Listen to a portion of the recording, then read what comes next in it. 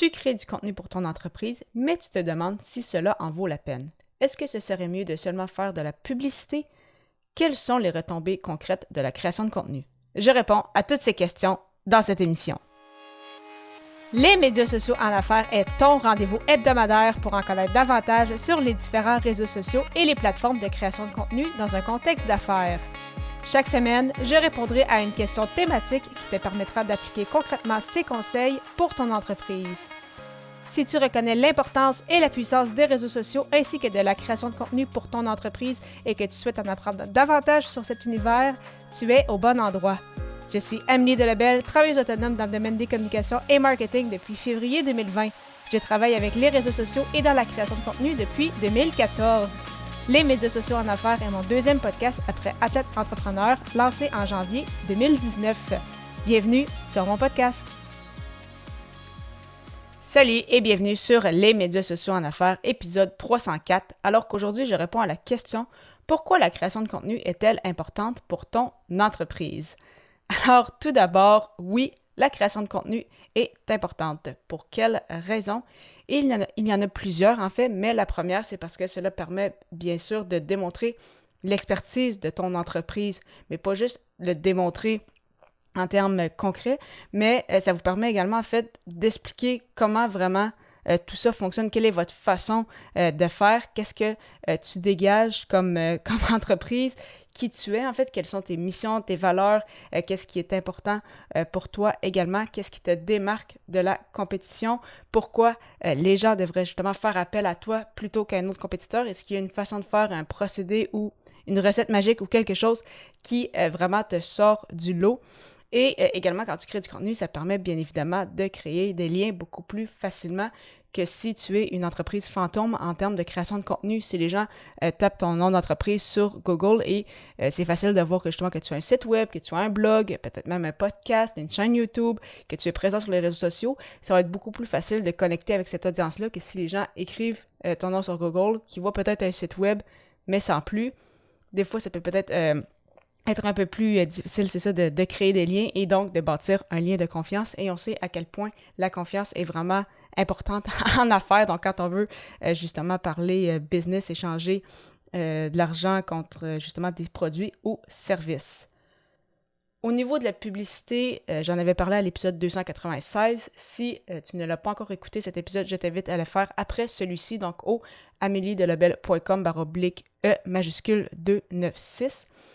Et en fait, c'est pas une question de te demander en fait si tu dois faire de la création de contenu organique, donc comme justement faire des publications sur les réseaux sociaux, rédiger des articles de blog ou autre, ou de la publicité, mais en fait, c'est plutôt un et l'autre. Parce que c'est sûr que c'est plus difficile de convertir en publicité si tu n'as aucun contenu organique. Si par exemple, tu fais justement de la publicité sur Facebook, que les gens, voient la publicité, trouvent ça intéressant, cliquent sur ta page pour voir, à connaître un peu plus sur toi, sur ton entreprise, et finalement clique sur la page et voit qu'il n'y a eu aucune publication sur la page depuis la création ou qu'il n'y a pas eu de contenu publié depuis 2022. Et là, les gens vont se demander des questions, vont dire « est-ce que c'est une arnaque? Est-ce que c'est vraiment une entreprise qui existe? » Et justement, cette confiance-là va être brisée. Alors que si moindrement, la compagnie semble un peu active, les gens vont savoir que justement, ton entreprise est vraiment vraie, elle existe, elle est active, elle fonctionne, elle roule présentement et justement, ça peut aider à la conversion. Donc, c'est ça, si tu ne publies pas, ça n'envoie pas nécessairement un bon message et encore une fois, les gens vont se faire cette première impression-là et ça ne prend que quelques secondes.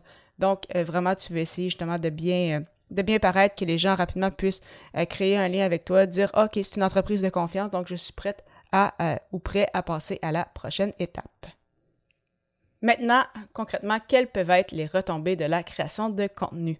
J'en ai parlé bien évidemment dans plusieurs épisodes au fil du temps sur ce podcast-ci, mais c'est sûr que ce soit au niveau personnel ou comme entreprise, bien évidemment, ça te permet de bâtir des liens avec des clients potentiels, ça permet de bâtir ta notoriété, ça permet de démontrer ton expertise et donc, on peut penser qu'avec tout ça combiné, ça va permettre de générer davantage de revenus.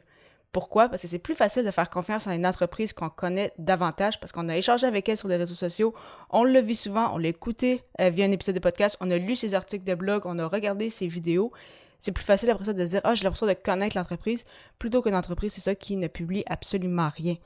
Au niveau personnel, Bien évidemment, comme tu le sais, mais sur LinkedIn, j'ai réussi à convertir et à générer à l'heure actuelle plus de 20 000 $ depuis la dernière année et demie et un peu plus. En fait, on approche du 2 ans. Avec le podcast aussi, on a franchi les 20 000 $. Donc, c'est ça généré avec l'affiliation ou justement des clients qui ont fait appel à moi. Et pourquoi ces gens-là ont fait appel à moi peut-être qu'à un autre créateur de contenu, qu'un autre responsable réseaux sociaux? C'est parce que justement, les gens m'ont vu, m'ont lu, m'ont écouté. Et c'était plus facile pour eux de se dire « Ah, mais j'aime comment Amé explique la création de contenu en général, et donc c'est avec elle que je vais la faire, plutôt qu'une autre personne qui a probablement les mêmes compétences que moi, mais qui justement ne crée pas de contenu ou en crée peu, donc c'est plus difficile de bâtir un lien de connexion. Donc vraiment que tu sois un solopreneur, un entrepreneur ou autre, la création de contenu est vraiment importante, et comme je le répète, vraiment un pas à la fois. Alors, si tu débutes dans le milieu, vraiment plus important d'y aller, c'est ça, de choisir peut-être une plateforme, un format de création de contenu et y aller tranquillement pas vite. Et une fois que la structure va être mise en place, une fois que tu vas avoir une certaine aisance, eh bien là, on peut penser à augmenter la cadence ou à aller justement sur d'autres plateformes. Tu souhaites avoir un moment avec moi pour discuter justement de la création de contenu de ton entreprise? Si oui, mon calendrier est ouvert avec plusieurs plages horaires pour prendre rendez-vous tout à fait gratuitement. Simplement te rendre au ameliedelabel.com/consultation et j'ai hâte de te retrouver à l'épisode 305 alors que le sujet sera « As-tu déterminé ton pourquoi avec ta création de contenu? » À très bientôt!